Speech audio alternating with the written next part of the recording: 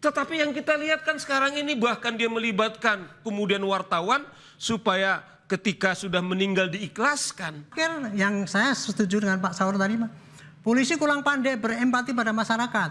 Selama ini pendekatannya ya, apabila ada polisi salah, kecenderungannya menutupi institusinya supaya tidak jelek, maka wah dia itu sudah sesuai dengan SOP lah untuk melindungi tugasnya yang betul-betul murni gitu. Tapi lupa bahwa sekarang tuh medsos lebih berkuasa kan. Ya.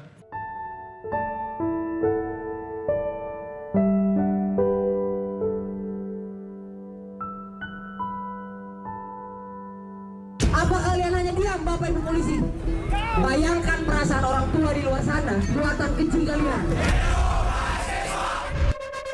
Ada korban selanjutnya atas aksi represif.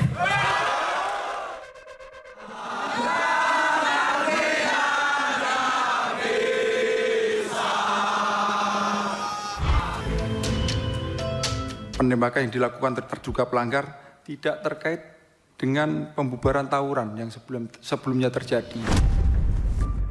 Pelaku penembakan ini harus bertanggung jawab. Sepenuhnya saya siap bertanggung jawab, saya siap dievaluasi, ataupun apapun bahasanya. Fenomena partai coklat, fenomena bagaimana Jokowi terus digerakkan oleh ambisi-ambisi kekuasaan demi kepentingan keluarga dan pribadi. Pilgub Jawa Tengah ini Pak, ada pengerahan dari kepolisian, aparat gitu. Ini bagaimana tanggapan Bapak? Disebut Bapak yang membelakangi Pak. Dibuktikan saja, jangan hanya tuduhan-tuduhan, karena kan ada dilaporkan saja ke Bawaslu, kan ada mekanismenya, atau dibawa ke MK.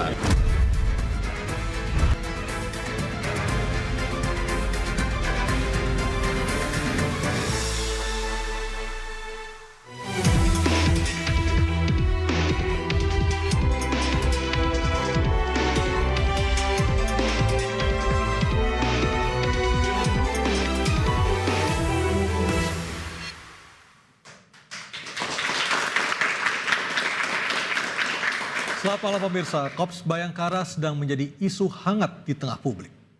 Serentetan kasus penembakan oleh oknum polisi yang menyebabkan 2 nyawa melayang masih terus disorot. Dan belum lagi ada dugaan ketidaknetralan aparat dalam kontestasi Pilkada serentak 2004 hingga mencuat istilah Partai Coklat. Tantangan berat di depan mata, apakah hukum dapat ditegakkan secara adil dan transparan? Bersama saya Anisha Dasuki. Dan saya Aryo Ardi, inilah interupsi kasus anggota dan tudingan politisasi ujian buat polisi.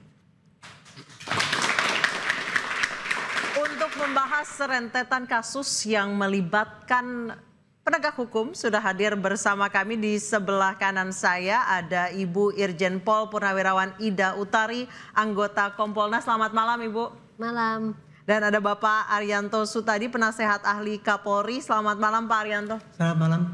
Dan di sebelah kiri saya sudah ada Mas Adi Praitno, pengamat politik. Selamat malam Mas Adi Prai. Dan juga Bang Saur Siagian, praktisi hukum. Selamat malam Bang Saur. Selamat malam Mas Aryo. Dan di floor sudah ada Mas Sugeng Teguh Santoso, Ketua IPW. Selamat malam Mas Teguh bersama para mahasiswa. Terima kasih sudah hadir bersama kami malam hari ini. Kita tepuk tangan dulu untuk para narasumber. Ibu Ida, awalnya dibilangnya membubarkan tawuran. Ternyata berdasarkan hasil penyidikan Propam, ternyata bukan membubarkan tawuran, pepet-pepetan.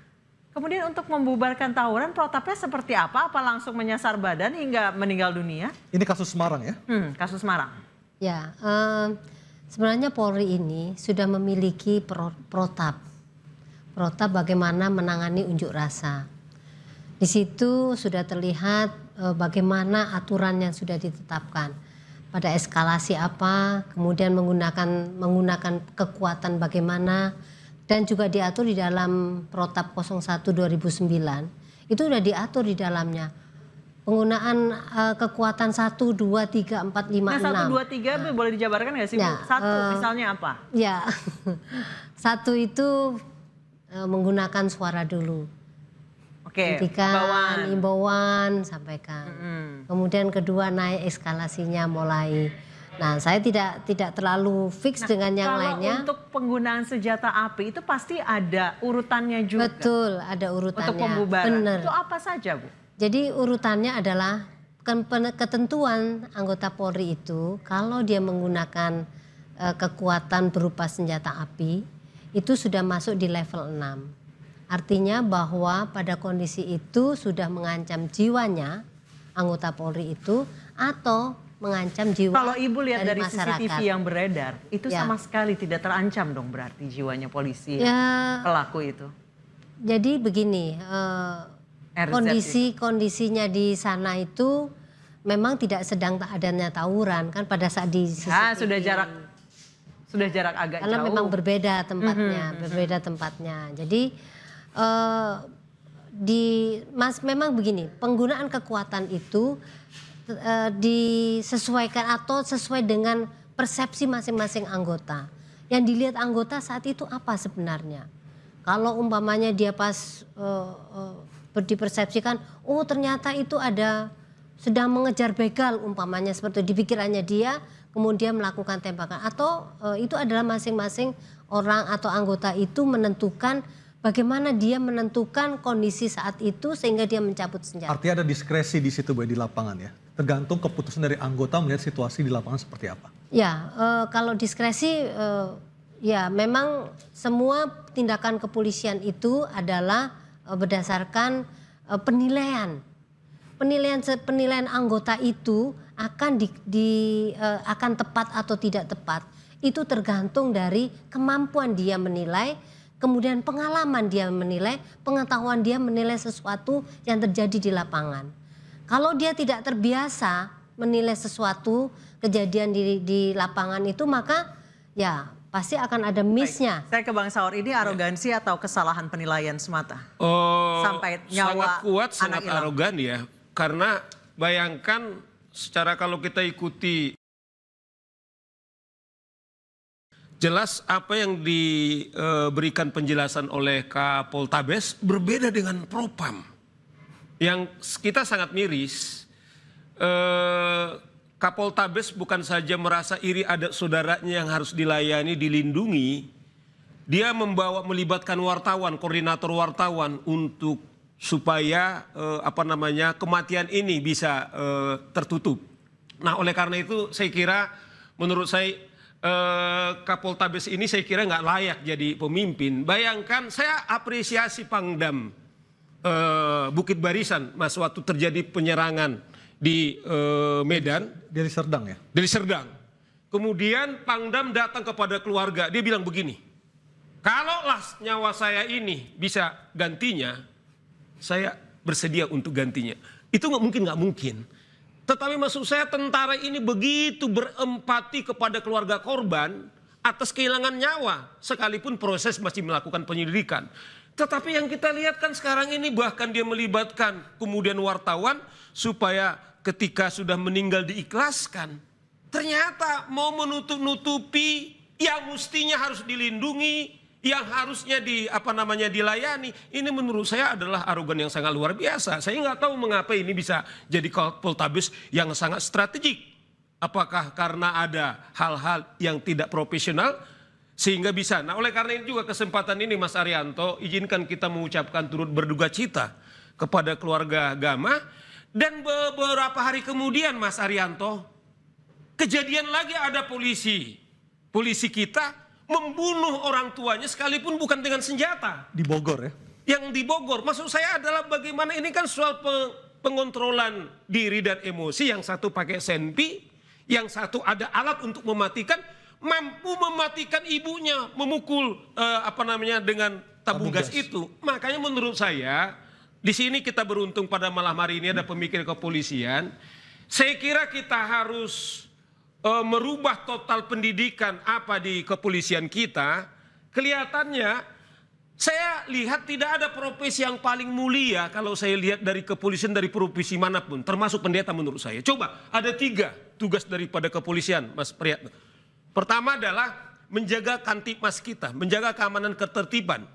Kedua, menegakkan hukum. Dan yang ketiga yang paling sempati adalah yaitu melindungi, mengayomi, dan melayani masyarakat. Profesi apa? Advokat tidak pernah dimandatkan Saya segitu. ke Pak Arianto. Pak Arianto, sejak kasus Sambo ini polisi ketika pertama kali mengeluarkan statement ke publik itu terkesan dan juga melindungi kepolisian itu sendiri, tetapi pada akhirnya terbukalah aib yang sebenarnya, Pak Ari. Kayak nggak kapok gitu, Pak Ari. Ya, saya setuju dengan tuduhan itu ya. Dari pengamatan saya tampil di TV ini, saya selalu melihat sebetulnya itu apa yang terjadi dan bagaimana reaksi polisi yang terjadi. Selama ini rentetan yang kejadian ini ya, semua menimbulkan aib yang besar kepada polisi. Dan kemudian itu yang dilakukan oleh oknum, saya bilang itu ya. Dari 460.000 anggota polisi yang mencuat secara dahsyat itu ya, mulai dari Pak Sambo kemudian berturut-turut dengan tindakan eksesif dari yang dilakukan oleh polisi. Yang menimbulkan sorotan masyarakat itu kalau untuk sampai sekarang ini ya, yang nomor satu adalah arogansi polisi, kemudian eksesif, tindakan eksesif, arogansi, eksesif, kemudian tindakan koruptif, ya, dan terakhir ini ikut di dalam politik. Ya. Nah itu sebetulnya ini termasuk dalam larangan-larangan yang sudah ditentukan di dalam kode etik polisi. Itu sebenarnya sudah ada larangannya, tapi kalau itu dilanggar maka harusnya ada sanksinya. Tetapi kan sanksi itu tidak efektif, buktinya banyak sekali yang terjadi ya. Nah sekarang kenapa kok jadi berlarut-larut seperti ini? Kalau saya sementara ini menjawab begini, polisi kurang pandai cara cepat mengklarifikasi berita yang terjadi di lapangan.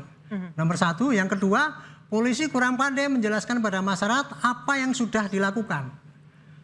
Polisi sudah banyak, Pak Saur, mengerjakan banyak. Tetapi ya itu tadi karena orang banyak dan kemudian yang harus dikelola banyak sehingga tidak sempat memperbaiki semuanya gitu. Yang terakhir yang saya setuju dengan Pak Saur tadi, polisi kurang pandai berempati pada masyarakat. Selama ini pendekatannya ya apabila ada polisi salah, kecenderungannya menutupi institusinya supaya tidak jelek, maka wah dia itu sudah sesuai dengan SOP lah untuk melindungi tugasnya yang betul-betul murni gitu. Tapi lupa bahwa sekarang tuh medsos lebih berkuasa kan. Ya, betul. Transparansi berkuasa, publik nggak bisa ditipu lagi. Apalagi kejadian yang kemarin di Semarang itu, saya betul-betul mengatakan ya itu apapun alasannya polisi itu tidak benar itu mau membubarkan tawuran sampai senjata itu digunakan itu dan menimbulkan orang meninggal ya. Alih-alih minta maaf kepada masyarakat malah mengekspos bahwa itu adalah termasuk salah besar. Malah berbohong ya. Pak Arianto, tadi Anda sempat menyebutkan soal keterlibatan polisi di politik. Saat ini mencuat istilah parcok, bukan param kocok, tapi partai coklat. Apa itu partai coklat? Kita akan membahasnya usai jeda, tetap di Interupsi. Itu Mas Adi.